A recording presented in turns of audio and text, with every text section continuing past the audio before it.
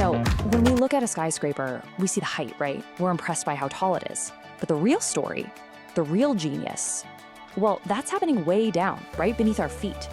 See, every single building is in this constant, let's call it a conversation with the ground it stands on, a constant struggle. And today, we're gonna listen in on that conversation. All right, section 1, when the ground fails.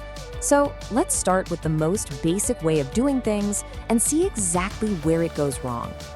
Okay, so the most basic idea is what's called a shallow foundation. Think of it like this. You're just putting a big, flat concrete slab under your house.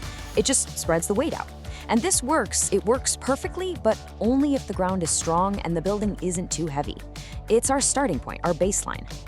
But of course, we always want to build bigger, taller, heavier. And that's when this simple, common sense approach just stops working. When the pressure gets to be too much, the ground starts to act like a soft mattress. The building pushes down and it sinks, but it doesn't sink evenly. So you get cracks, the whole structure gets compromised, and all because our first idea was just too simple for this big of a problem. So the breaking points are pretty clear, right? The building gets too tall, the load gets too heavy, or the soil itself is just too weak. When any of these things happen, this method fails. We need a smarter way to think about it. Which brings us to section 2, an intelligent response. This is where we stop using brute force and start using a little insight. So here's the problem. The ground is weak.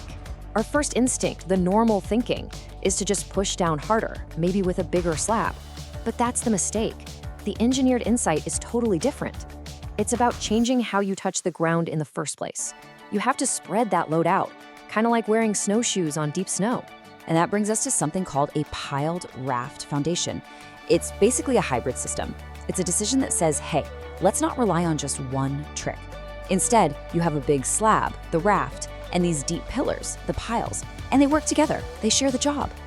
The raft does the snowshoe part, spreading the weight across the surface. But the piles, they do something else. They reach deep down, kind of like the roots of a tree, and they search for stronger, more stable ground to hold on to. So you see, the solution isn't just about being bigger, it's about being smarter.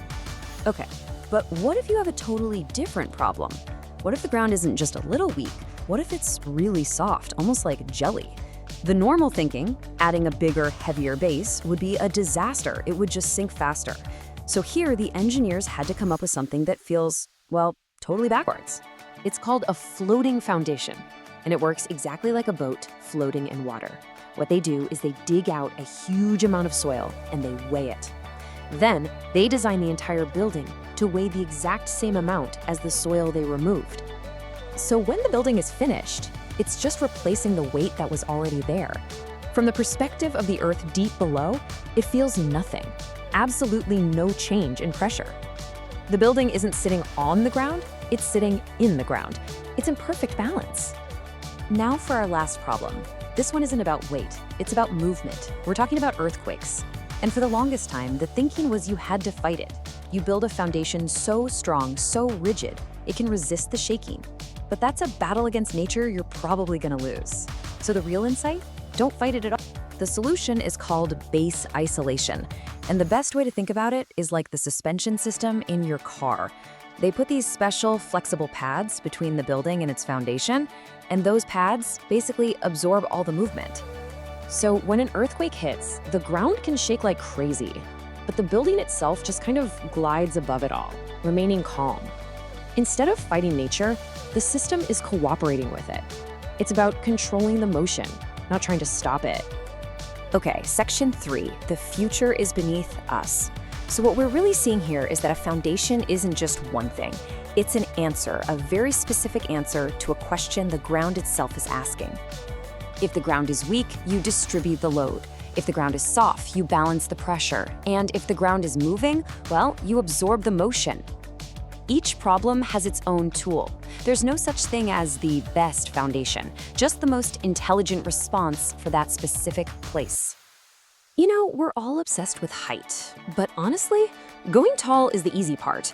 The real challenge, the true mark of intelligence in these structures, is creating stability. That's the hard part. Which leads to this final thought. Foundations aren't really about concrete. They're about decisions. What really holds up our cities isn't just stuff, it's careful observation and really precise intentional thinking.